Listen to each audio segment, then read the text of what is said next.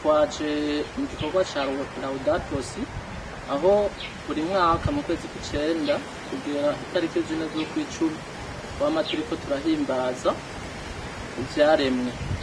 Hama kubw'abaskuti je nakiriwe cane kuko ingingo ya gatandatu tubwira ko umuskuti akunda ibimukikije kuko bizomugirira akamaro.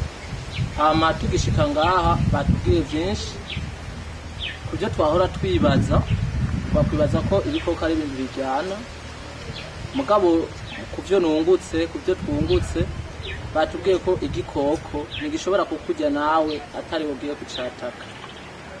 Kuko twagiye turatembera batubwiye ati mugahura n'igikoko kimeze uku murahagarara mu kibuse kirengana hama twibandanirize urugendo. Hama twafashe urugendo tuje kuraba inyuma yaho imyuzurira iteye ngaha, kuko batubwiye ko aha hose iyi parike de la Rusizi hari huzuye amazi.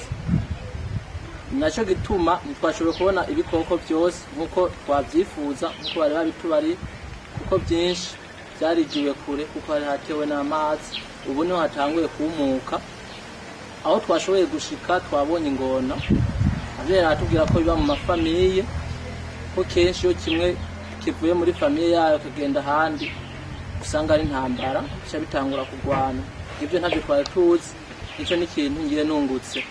Hama twabonye ko amashamba atugirira akamaro kenshi, kuko nivyo bikoko ni binyabuzima bitembera muri aya mashamba, birisha muri aya mashamba. Ni ukuvuga ko mu gihe habaye bugaragwa ivyo bikoko bica vyiviraho kuko niba bikironka ivyo bishobora gufungura.